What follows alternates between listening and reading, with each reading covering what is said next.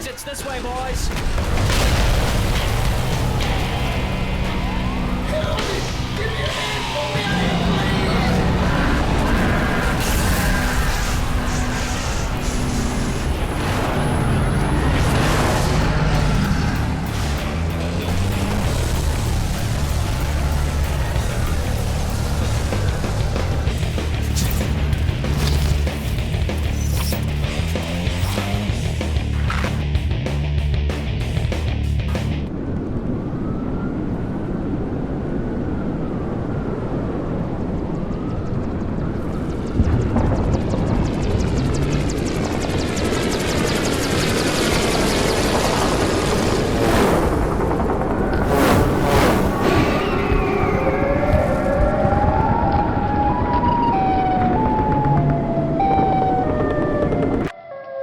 This is going to be an odd one. You know those shooters that feel like something only you played or might have been a dream? I just played this and that effect is already setting in. And there's no shot I'm patient zero for this one. And it's not like a weird debut game from a new studio either. These developers made Call of Duty Finest Hour. And they also made Turning Point Fall of Liberty, which explains a lot more. It's legendary. The game, not the adjective, also known as Legendary the Box before launch. And in my clips folder. So I guess that change came in late, but even if that stuck, I don't think it would have helped much telling an audience what this game is about. The box refers to Pandora's box. You can get the story behind that and the game's opening under the prologue slideshow. But it's not just backstory, this is the game's opening cutscene. If you just click New Game, you get a different cutscene, and miss out on who anyone is, why this is happening, and other context. So why would they separate this out? It's only about 2 minutes. It could be this was made last and filling in a lot of blanks that were cut out of the main game, but it really is just the prologue and you get filled in on these elements during the game, but my guess is that it's because Legendary's cutscenes are not skippable. So between lore cutscene and actual opening cutscene, it would be over 5 minutes until you were actually playing the game. If that was the reason, it definitely wasn't the cutscene skipping they should have been worried about. In any case, let's see a bit of the slideshow. Pandora's box, according to ancient myth, was a gift from the gods. A wedding present from a devious Zeus, delivered with the warning that it should never be opened. Of course, Pandora's curiosity proved too strong, and she peeked inside, instantly releasing all the misfortunes of mankind into the world. That was the myth. The truth, unfortunately, was far worse. Okay, just in case you laughed when you heard Pandora's box in front of a big jar, that's not the game being crazy yet, that is accurate.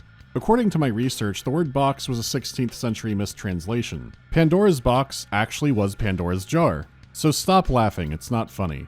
Besides, the detail ends up not mattering because Pandora's box is a box. And it looks like a royalty-free Ark of the Covenant, including nations fighting for control of it, implying it might actually be the Ark. Whatever it was, a shadowy group called the Council of 98 found it and hid it away. But in the very next scene, or slide, researchers found it on the ocean floor. So maybe the Council of 98 just chucked it into the ocean because who gives a shit? It's a short intro, but just so dense, especially when it comes from a character point of view. The moment you learn about one Illuminati shadow cabal, there's another one. It caught the attention of my then-employer, LeFay. His obsession with ancient history, with the origins of Pandora's box in particular, led him to recognize the true nature of the artifact. What's the true LeFay nature? initiated a plan for our organization, the Black Order, to recover Pandora's box before the Council could react. Wait, the Council is hiring an intermediary that wasn't under their surveillance. Charles Deckard was a thief, a career criminal who sold his expertise to the highest bidder. It's not that there's too much information, there's just no breathing room. Was there a 2-minute limit?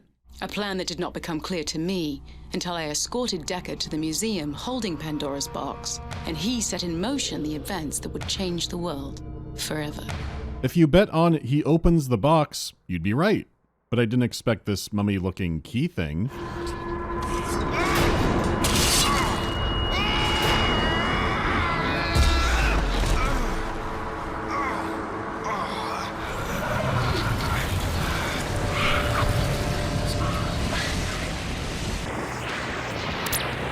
The box is open, chaos is unleashed, and the shadows are all fucked up.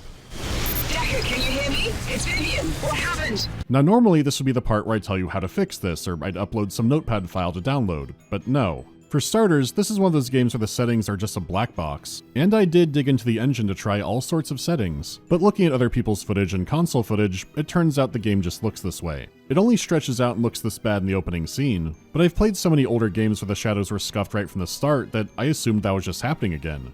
But no, this time no file digging required, for now. Vivian, the PowerPoint woman, calls to give hot tips like the building is on fire, and check your PDA for more. Thanks, V. You take a stroll out, and I think the building is on fire was underselling it.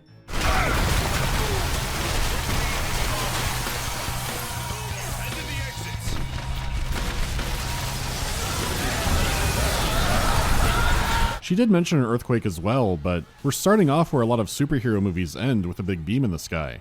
This one just aims for realistic bystander gore and reactions.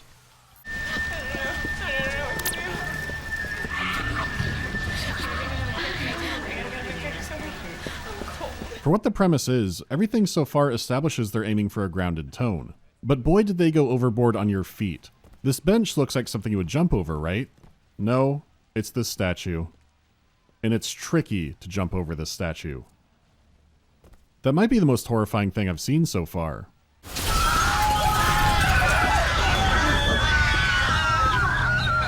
Nah, the shit jump is still worse. Oh my god. Wait, a corpse gets more airtime than the player? Well, as bad as things are inside, outside is infinitely worse. The only way I can describe it is it's like nobody has any bones.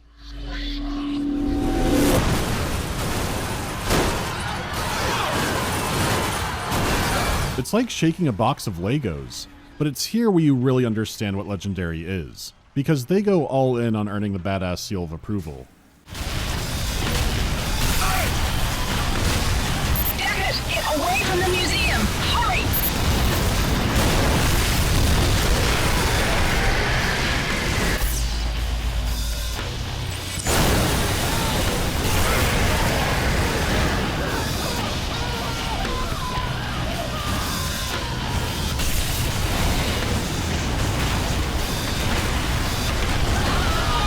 The box has released mythical creatures across our planet. It's a campy idea, they know it's a campy idea, so are trying extremely hard to get you to take it seriously. But the levels they reach for are so high, it loops back around to being funny. Mary, where are you? This is the glory of Legendary. The myths and monsters of the ancient world are still weak to guns, so it's up to Deckard to close the box and set things right. Let's start with the visuals. With such a crazy opening, they do set the bar extremely high. Just when you're starting to get used to the streets being a war zone between the NYPD and a flock of griffins, the streets themselves rise up to be a traffic golem. And I checked my PDA, it is a traffic golem. The creatures in the game aren't just from Greek mythology, they're from every mythology, with some of them being a lot more obscure than others.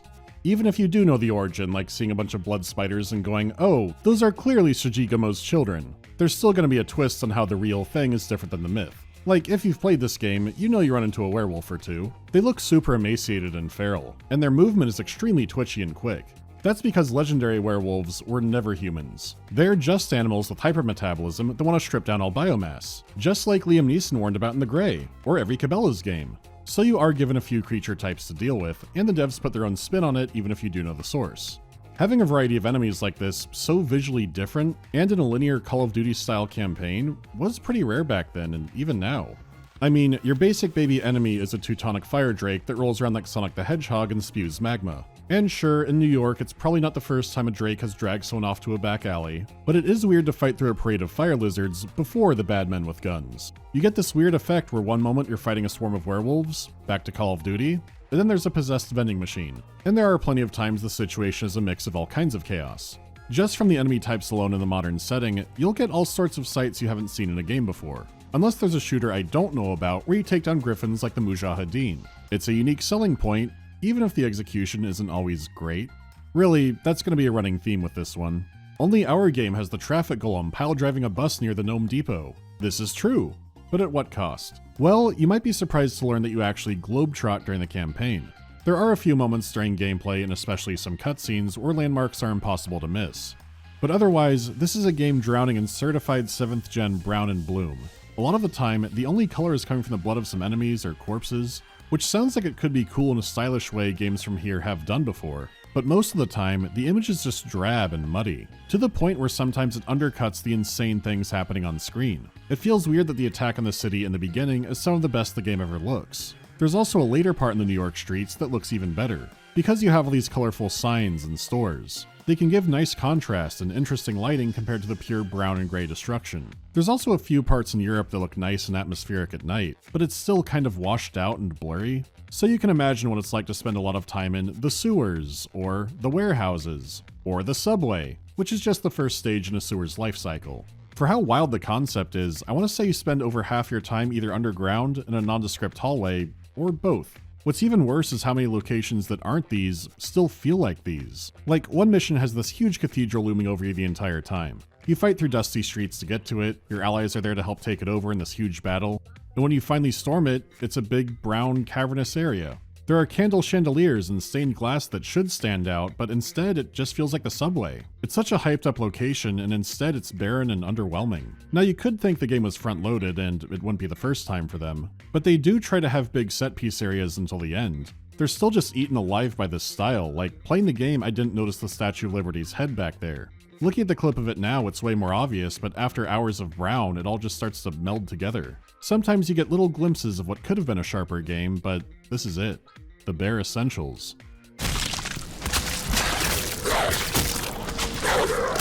So the overall look is kind of dog water, but again, not unusual for FPS games back then. It does have some merits, it could be way worse. To its credit, it does have some really cool and striking particle effects, like when sparks fly or water splashes, and the game has a lot of destructibility in the environments. You're usually not the one causing it, but it's there and keeps you on your toes. The danger of a griffin could also be it knocking a chunk of building onto you. They like buildings. They're sticking around because, according to the lore, griffins make nests out of steel beams. They did come to the right place for that. Still, rather than asbestos, the most particles you see will be from your magic, which I haven't gone over because... oh, well, you'll see. Though beyond what I've gone over already, there are two kind of related things that stand out about the game to me. The first is how inconsistent the animation is, since some character sequences are very smooth. There can be a slight layer of jank, but griffins are attacking people and ripping them out of their cars, and depending on where you're looking, it can go from cartoony to natural in a second. That's all good, but a lot of other animations just seem to be missing. Found a way out of here. There were times it got so strange, I had no idea what the fuck I was looking at. Sometimes it would be the boneless effect from the intro, other times it was like animations were missing keyframes. You see it best in some of the cutscenes where characters sometimes move a bit too much like puppets.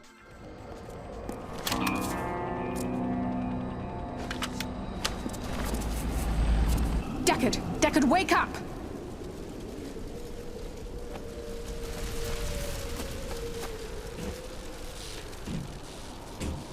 Morning, sunshine. Sleep well? Main assault's underway, but the Black Order's dug in all over town. It's gonna be a long walk to the cathedral. Come on, let's get it done. Here's what fascinates me. While some cutscenes are kind of marionette looking, if they involve extreme violence, they're gonna be smoother. When you're playing other action games, you're kind of used to seeing allied NPCs bite it in one way or another. A random mook surviving an attack is usually a surprise. Usually they're set dressing to show how dangerous a new enemy is, but sometimes you can protect them and try to get them through the level. Now Legendary hates random NPCs so much, and will always deliver the highest quality possible for their death. The intro wasn't a one-off, it's a mission statement.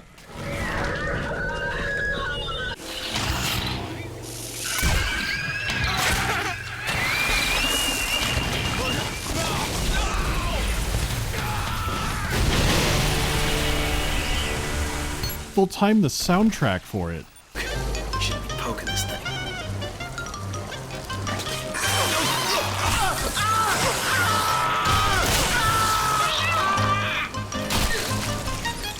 Switch to emergency channel.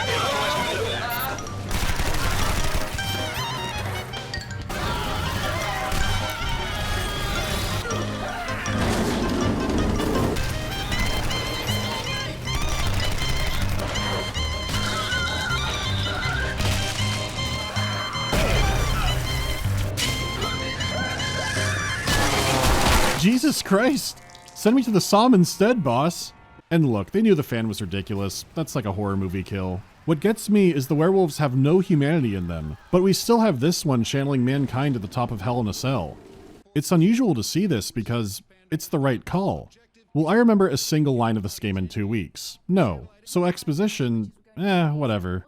They can be more puppet-like, or we'll do a slideshow. Scenes like this explain themselves. We don't need our characters to look perfect. Let's save the animation for what matters. Since I'm thinking about audio for some reason, let's go over that too. On default settings, this is one of the loudest games I've ever played, and there's no separating the audio. Music can only be on or off. You've been hearing them enough already, so no need to isolate them, but the sound effects can be very crunchy and distorted. Would overall be an average FPS soundscape, but there are some sound effects that really drag it down. Deckard is a silent protagonist, and for the other characters, there's not much worth mentioning about the voice acting. You'll mainly notice the mixing on Commander Whitedeer, who sounds like he's screaming at you through a tin can half the game. 6 Charlie here, into a pack of werewolves. Large, mean werewolves. Hold position there. Deckard, scout ahead and find out what the enemy is up to. Still not doing it. It's the random extras I ended up noticing more. They range from distraught and horrified to cartoony, which makes a weird mix. Yeah, I'm sorry your baby's dead, but look at this cat. Stupid thing's just a big stupid dog. Who's in charge now, stupid? Just curious. Don't you want to know what he's got planned? Well, follow orders and don't ask questions. It's a lot easier that way. Trust me. What, you'd rather sit out here in the middle of the night and torment a werewolf than be part of the big picture? That's the little things that keep me happy. Isn't that right, stupid? Huh? You big stupid dog? Was that Jimmy Witchard? Also, it could be I was starting to hear things after constant gunfire, but I think they were ripping sounds out of Star Wars, including character lines.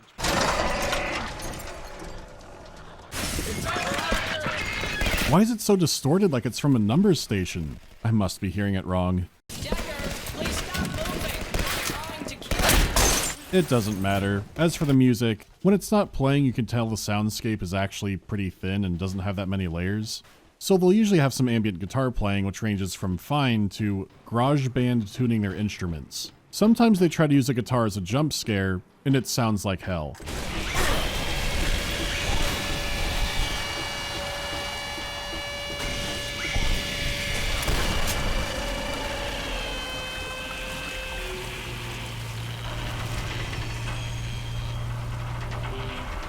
Is it meant to be scary, or a meta, the sound will attack the player?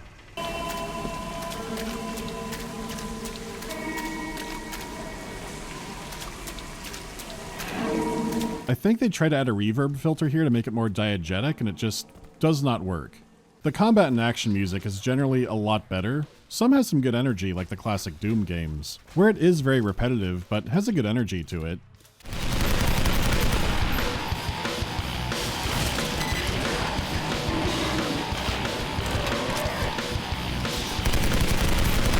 I don't know. I could be wrong and this sounds like pure garbage, but compared to... Yeah, this is amazing. Keep playing this one, please. Anything over the bad sound. In the end, I envy the Illuminati janitor. He's got headphones on. He will never hear the Song of Torment. Anyways, let's move on to the gameplay.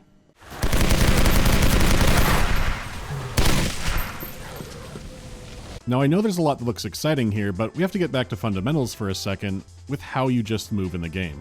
Looking at it, you would think there's not much to talk about, but there are a few things that are scuffed here. Like, for a game already full of fairies that possess objects, or Nari being technical, it seems like your legs are the most haunted. Levels will have these disgustingly enchanted spots where you slide around for no reason, like the game never anticipated you just stopping. And sometimes, these are next to objects and props in the level, or the collision of the object can go slightly outside of it, so it can be easy to get boxed in by an enemy and die. But if you stay out in the open, you're very quick. You can sprint backwards and strafe sprint.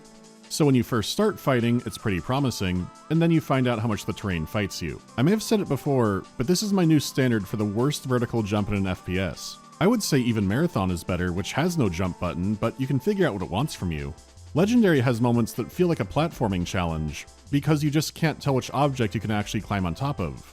This is a good example of how insane the object collision can be too, since I was in the right spot the first time, but not the exact right magical spot.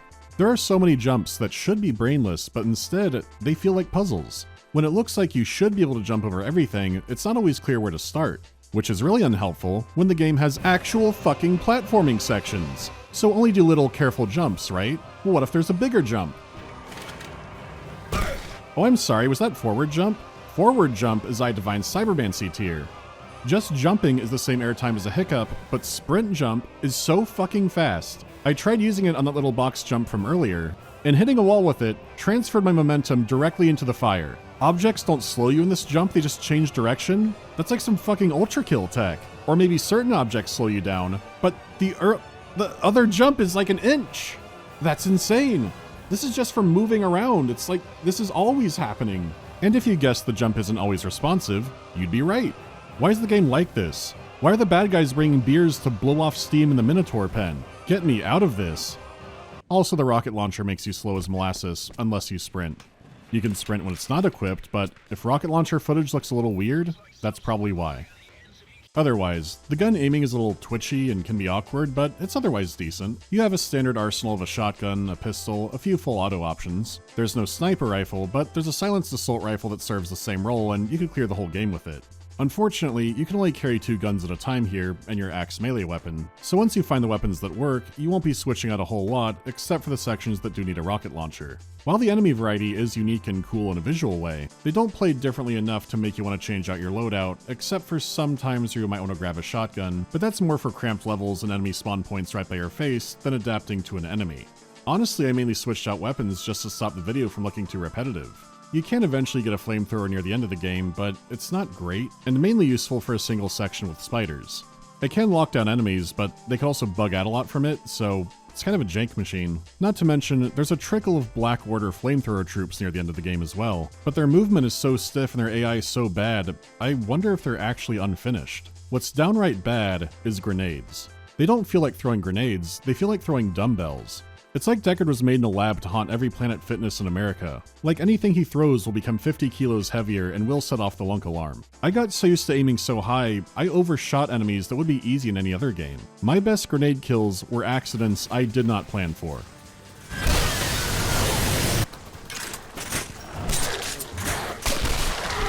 They never went where I wanted them to, but what's really funny is it works the same way for the AI. Allies and enemies also over or undershot them constantly. I guess it's an even playing field.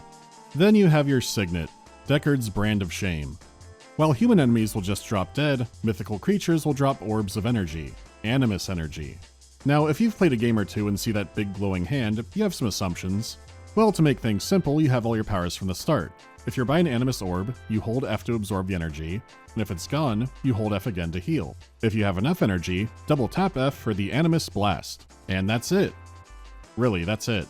Instead of just picking up health or getting an overheal, you absorb energy that you can then convert into health in 2 separate steps. It's not like the blast is a mega powerful thing you want to save up for either. It's mainly useful for knocking the fairies out of their intangible state, but they do that anyways when they're about to attack.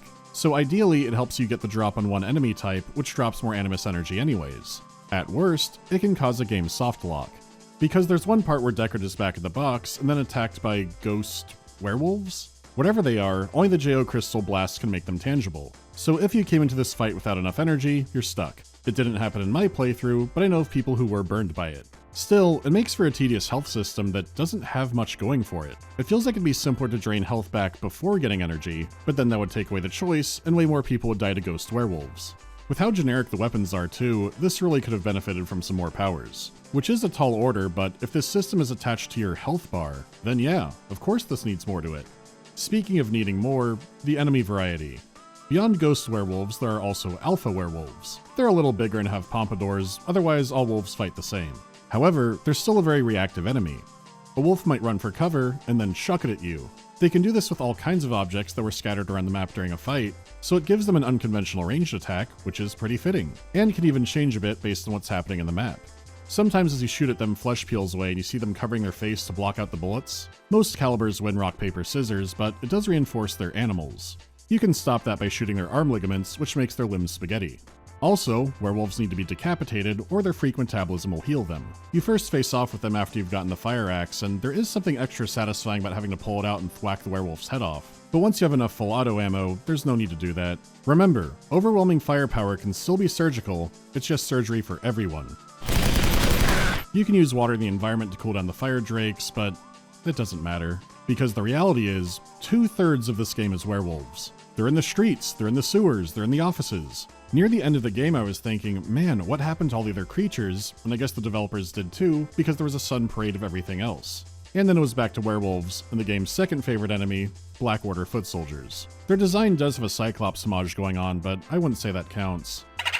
For a game branded so hard on Greek myth and imagery, I didn't expect this many werewolves. There are 3 Minotaur mini-boss fights, 2 or 3 Griffin ones, and man are they janky. 2 of 3 Minotaurs got stuck during our fight. The Griffins can jerk and slide around and don't have much weapon feedback.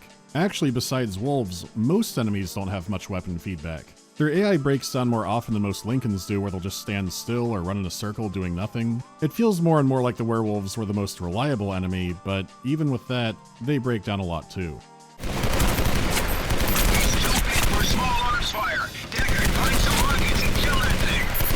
On top of that, dying in this game sucks, but dying to something out of your control really sucks. You might die to a bug or stand in the wrong spot during a scripted event. Either way, checkpoints can be far, but even if they're not, you bet you can't skip through the cutscenes. Which, again, is an issue a lot of games can have, but here it can happen out of your control a lot more often. It did stay interesting enough for me to want to push through it, even with the nightmares happening, because Legendary still has things like the traffic golem. For all the effort they make explaining these creatures, the traffic golem remains very mysterious. I'm not actually sure if it's outright hostile, but it would help if I knew when the game took place. Because I think most traditional golems aren't supposed to operate on Sundays, but in other accounts, they do run continuously. So it could be evil, or simply misguided. Unaware of its size, but trying to be helpful and turn off every light switch in a building at the same time. I've got no idea. And if you couldn't tell, there's not much to the main story of Legendary. It's mainly a lot of tire spinning, and narratively not much of huge consequence happens. The main beats are, you open the box, the golem has the box, now the Council of 98 has the box, the Black Order stole the box. My biggest story takeaway was going, the first act of this feels like the last act of Thief. Not getting any articles for that analysis, so my interest here is some smaller things, in the environment, in the lore. The overall story is dull, but actually playing the game, you'll be stopping your tracks so baffled by what you're seeing. Covering all of that would basically be a Let's Play.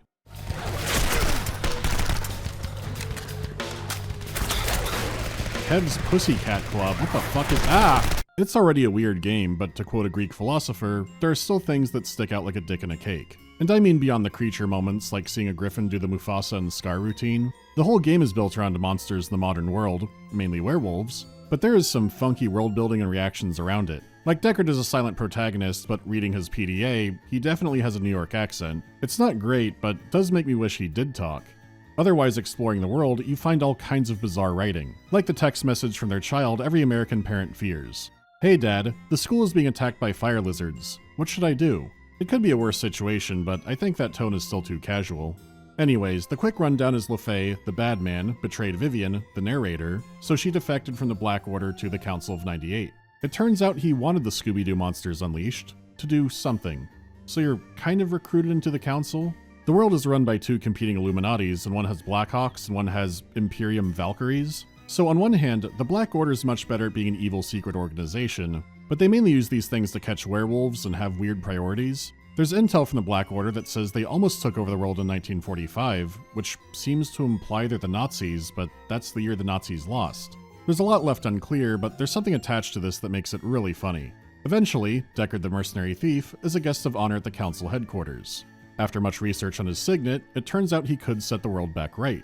The monster invasion really isn't an invasion, they are just stupid animals. Animus energy is just their life force, and the box is some kind of transmitter. Whatever it is, opening the box dumped them onto the planet, the Council wants to close it, but the Black Order wants to control the creatures. They've even made devices that tame them at short range. On the gameplay side, you can convert them over for temporary allies. On the story side, it makes blowing off steam with the Minotaur much more dire. Still, the Council of 98 is, researching the creatures, so you can try out the lab and smush fairies, drown fire drakes, set Minotaurs on fire, and run your own gladiator matches. Fucking slaves, get your ass back here! They may be stupid animals, but this research tells us a lot about their boiling point. When you eventually storm the Black Order HQ, you run across this. Harsh, creepy music, tiled testing chambers. My god, maybe they were Nazis. In pursuit of their evil control, they're just torturing the animals. Guys, we don't have the high ground here. Get to the power control booth and wait for me there.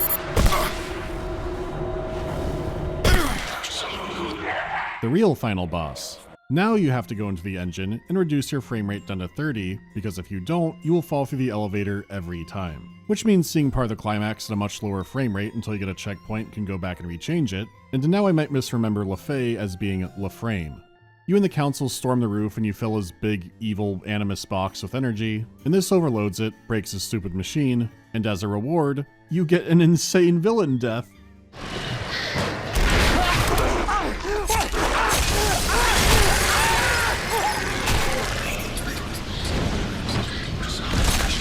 Oh what? No Kraken to eat him at the bottom? This doesn't matter, nothing else tops that. The box is finally destroyed, but Deckard is arrested because his hand could make a new one, or something like that. But instead he immediately breaks out and tames a griffin. It all happens about that quickly, and then you're done. Unless you want to play multiplayer. There are a few maps, but only one game mode, and it feels like parody. It's a team match where you compete to load your animus machine by farming werewolves. And sometimes they all lock onto one player and ignore you completely. Truly, this is legendary. At this point, I don't even know if the werewolf audience would accept this game. Look!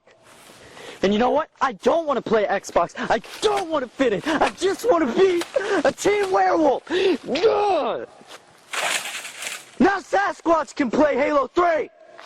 Playing the game, the words that kept coming to mind were broken and bad. Having seen the whole vision, that hasn't changed, but now the word is unfinished. Looking at all the variety and what lore was written down, it seems clear this was a bigger vision at one point and they ran out of time and money. It does make me wonder what it could have looked like with only a few more months of polish, but the idea at its core is a fun and interesting one. This is the kind of game I think could benefit the most from a reimagining. Maybe a new game could have New York-inspired creatures, like the Demon of Public Transit Speakerphone, or the Witches of Trying to Sell Me Fake Merchandise, or Skaven. Just Skaven. At the end of the day, it's one of those games more interesting to learn that it exists compared to actually playing it, but if you can put up with the worst parts of it, there is some weird and interesting stuff to find. I would still say you shouldn't. Play another FPS game, or a disaster post-apocalypse game, or any myth game. It's a big list, just get me out of this one.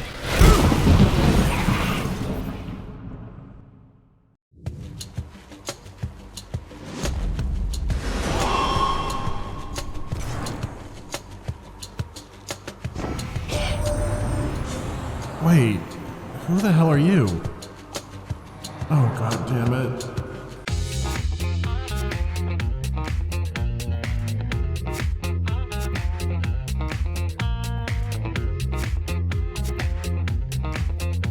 Are Roswell Greys and Flying Saucers modern American mythology? Those might have gotten around too much, but we still have Johnny Appleseed and Paul Bunyan, and I guess Mothman. Bigfoot? Lots of weird regional ones. What are other game shapes I have in my collection besides sphere and trapezoid? A pyramid, a perfect cube, and a very long rectangle. How do I feel about Titus becoming a 40k narrative character? Seeing as the game sold a ton of copies, it makes sense to bring more people in, but I wish they'd stop killing people off screen. Thoughts on the Deus Ex Remaster trailer? Everything in it looks like a shrink-wrapped hot dog. Was I intentionally misidentifying animals in Cabela's to get a rise out of people? There is an answer to this, and it's in the 2013 video. Animals aren't the only thing misattributed, and there's a very big on-screen example at one point. But that's all I'll say. It's like the whole Kaftar thing where there is a clear answer, but sometimes I'd rather just leave pieces because it's pretty fun to put it together.